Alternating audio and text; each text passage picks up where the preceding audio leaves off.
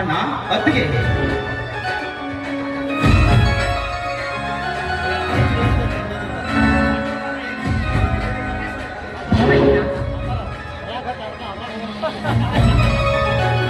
ಇದೇನಪ್ಪ ಬೀರ ಟಗರಿನ ಕಾಳಗಕ್ಕೆ ಹೋದವನು ಕೈಯಲ್ಲಿ ಕೊಂಡೆಯನ್ನು ಹಿಡ್ಕೊಂಡ್ ಬಂದ್ರಿ ಅಲ್ಲ, ಏಕೆ ನಮ್ಮ ಟಗರು ಜಯ ಸಾಧಿಸಲೇನೋ ಬೀರ?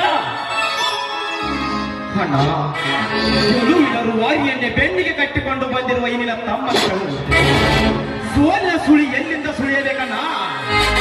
ನಮ್ಮ ಟಗರು ಪ್ರಥಮವಾಯಿತಣ್ಣ, ಪ್ರಥಮ ಬಹುಮಾನ. ಏನಪ್ಪ ಏನು ಕೊಟ್ಟು ಕಳಿಸಿದರು ಬಹುಮಾನನ?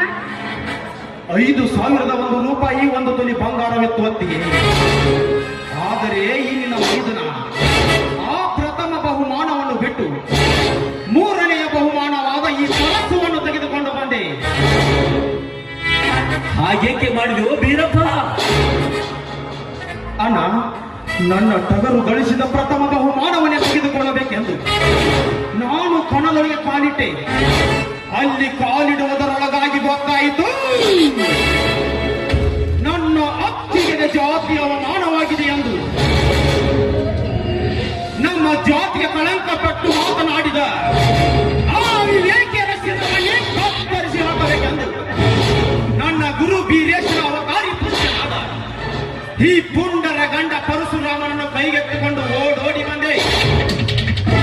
ಅವರನ್ನು ತುಂಡು ತುಂಡಾಗಿ ಕತ್ತರಿಸಿ ಹಾಕಬೇಕೆಂದು ಹೇಳುವ ಹೊತ್ತಿಗೆ ಯಾರವರು ನಮಗೆ ಅವಮಾನ ಮಾಡಿದ ಮಕ್ಕಳು.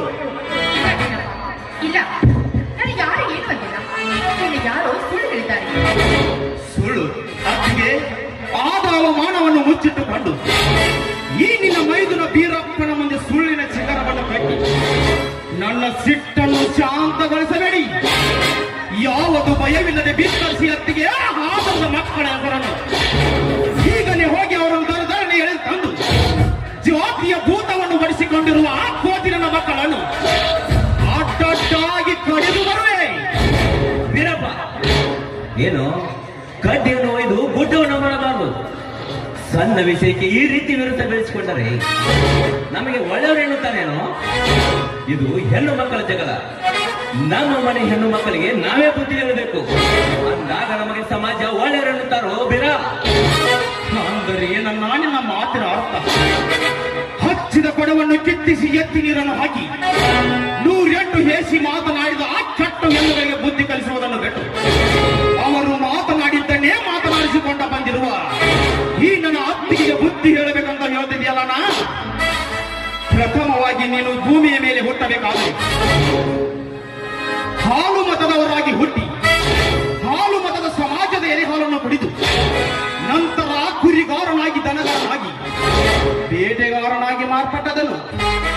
ಅದನ್ನೆಲ್ಲ ಅರಿಯದೆ ಜಾತಿಯಲ್ಲಿ ನಾವೇ ದೊಡ್ಡವರೆಂದು ಪವಿತ್ರವಾದ ನಮ್ಮ ಜಾತಿಯ ಕಳಂಕವಿಟ್ಟು ಮಾತನಾಡಿದ ಆ ವೆಂಕಟರೆಡ್ಡಿ, ನಾರಾಯಣ ರೆಡ್ಡಿ ಆ ಹೆಣ್ಣು ಮಕ್ಕಳಿಗೆ ಸರಿಯಾಗಿ ಬುದ್ಧಿ ಕಲಿಸಿದನೆಂದು ಒಪ್ಪಿಕೊಂಡರೂ ಸರಿ, ಇಲ್ಲದಿದ್ದರೆ ಅವರಿಗೆ ನಾನೇ ಸರಿಯಾದ ಪಾಠ ಕಲಿಸಿ ಬರುತ್ತೇನೆ.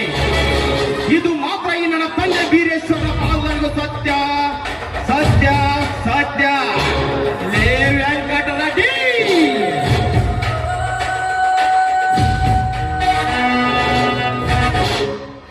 ಬೀರಪ್ಪ ಇತ್ತು. ಅಯ್ಯೋ ಶಿವ ಶಿವ, ಗಿಳಿಯ ಮರಿಯೊಂದು